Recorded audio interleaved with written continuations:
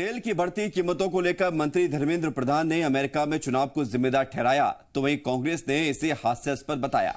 उन्होंने सरकार की नीयत पर ही सवाल खड़े करते हुए कहा कि टैक्स कम हो जाए तो कम हो जाएंगे दाम।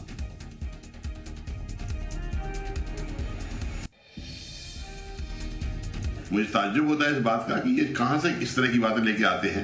वास्तविकता यह है कि केंद्र सरकार के द्वारा टैक्स बढ़ाए जाते हैं और टैक्सों में कमी नहीं करने के कारण लोगों को मजदूरी में दाम बढ़ रहे हैं और कहां से कहां पहुंच गया। 90 रुपए 100 रुपए पेट्रोल के दाम होने वाले हैं, जबकि वास्तविकता यह कि कच्चे तेल के दाम बढ़ने पर ही पेट्रोल के दाम बढ़ते हैं। ऐसे नहीं बढ़ते हैं। धर्मेंद्र प्रधान जी का बयान है, हास्यास्पद है और उन्हें इसको वापस लेना चाहिए। पेट्रोल डीजल के बढ़ते दाम को लेकर सियासत भी हो रही है। कांग्रेस बड़े प्रदर्शन की तैयारी में है। कांग्रेस ने कहा कि पेट्रोल डीजल के बढ़ते दामों के विरोध में सदन से लेकर सड़क तक विरोध करेंगे। वहीं बीजेपी ने कहा है कि सभी को पता है कि अंतर्राष्ट्रीय स्तर पर कीमतों में लगातार बढ़ोतरी हो रही है। साथ ही कहा अगर जरूरत पड़ी तो प्रदेश सरकार करों में कमी करने का फैसला करेगी।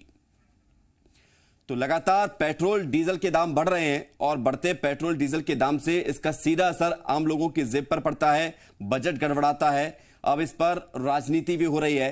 कांग्रेस बढ़ते हुए तेल के दाम पर सरकार को घेर रही है। सरकार कह रही है कि अंतर्राष्ट्रीय स्तर पर दाम बढ़ रहे हैं और यदि ऐसा लगातार होता रहा तो फिर सरकारें कर कम करने की दिशा में कुछ प्रयास करेंगी।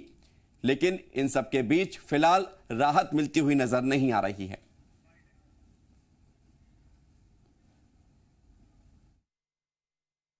निश्चित आने वाले समय में आप देखेंगे कि कांग्रेस भी सड़क से लेकर सदन तक हर स्तर पर पेट्रोल डीजल की बढ़ती कीमतों के खिलाफ विरोध में आपको जनता के साथ और हर उस संगठन के संग जो जनता के हित में युद्ध लड़ने के लिए तैयार है, हम सबसे आगे आपको दिखाई देंगे।